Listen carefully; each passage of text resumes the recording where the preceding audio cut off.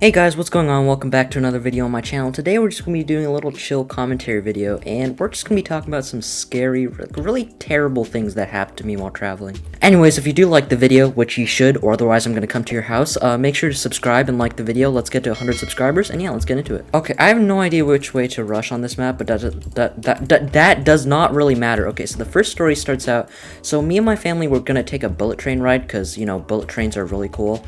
And so basically we're taking a 2-hour bullet train ride, and on the way to the train station, I just started feeling like cold symptoms and everything. My head started hurting and just felt like there was clouds in my head. So, you know, no big deal. I thought I just had a common cold, you know.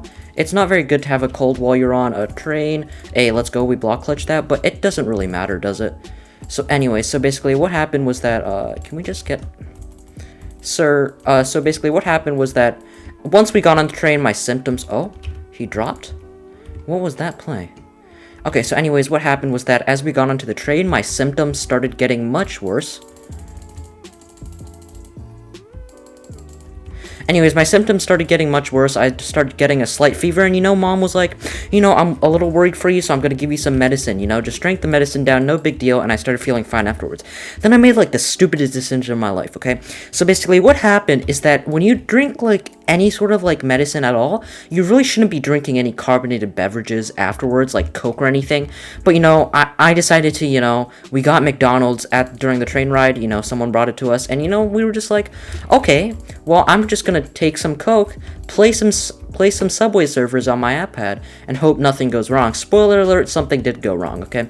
So I started feeling much worse, and, you know, I started getting a very high fever, and everything was feeling very bad at that point, okay? But it, you know, it was still bearable. But, you know, like, 5 minutes afterwards, things started getting very, like, I barely could breathe, you know, my head started to shake. I felt like I was gonna die, to be honest. And I just remember telling my mom, you know, I exaggerate things a lot, but, you know, at that moment, I really thought I was gonna come close to dying, or as close to dying as I could have possibly been. So my mom notified one of the people on the train, and they started shouting out on the intercoms, like, you know, any doctors over here? Any doctors in the chat? No, that's not really what they said, but they were just asking for doctors on the train ride. There's a couple nice people that came over us, and at one point they were discussing of having an ambulance. Next stop, get an ambulance to come over here and help me out. And, you know, when they want to call an ambulance, you know something has gone wrong. So basically, at the end of the day, I almost threw up, and, you know, it was very scary. The lady, there's this one really kind lady, and she basically told me that I'd been very dumb for doing that.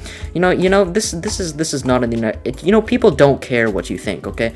They're gonna give you the honest answer of what they think of your actions, okay? It's not, and then, so, you know, things started getting much worse. You know, they were seriously considering the ambulance option. And at that point, you know, I was, like, genuinely scared. I mean, I didn't know what to do, and yeah, so I was like, hold off. So we decided to hold off the ambulance for a while, but, you know, things started getting worse. And then there's this very kind man. He was probably in his 60s over there, but he was a chiropractor, right? And so basically, he started performing these little things on my back within the bones and stuff. And, you know, things started getting a lot better. And after that, you know, but it was very scary to have something on the train. After that, when we got to our destination, I could not leave the hotel for at least a couple days. And, you know, it was very hard for me to walk. I had fevers, and yeah. But anyways, let's go on to the second story. Okay, so the second story, I definitely didn't die there, but it's a little more tame. So basically, one summer, I think, yeah, it was in summer, about a year ago, you know, me and my family, it was towards the end of summer, you know, school would be starting soon, so we decided to go to Canada with one of my family friends.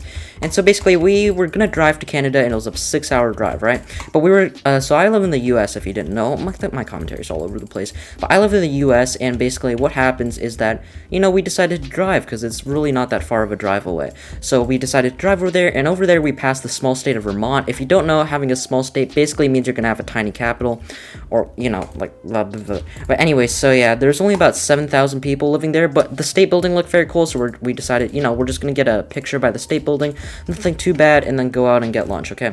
So we round the corner, and, you know, when there's a population of only like 6,000, 7,000 people, and there's like 100 cars backed up on the main road, you know something's going very dire. We turned the corner, and there's freaking police coming out, and with their SWAT team suits and everything, with AKs and all those guns, and, you know, coming out of the parking lot and heading into the state building and the Capitol buildings right next to it. And, you know, that's not a good situation, okay? That's not very good.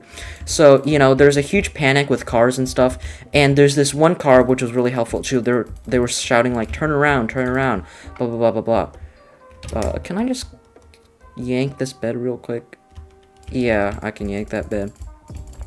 So yeah, that was very scary. We heard later that day if we had arrived an hour before, we'd be trapped in there for the whole day because there's reports of an active shooter. So yeah, that just shows that, you know, sometimes there's fate in the world, and, you know, yeah, whatever.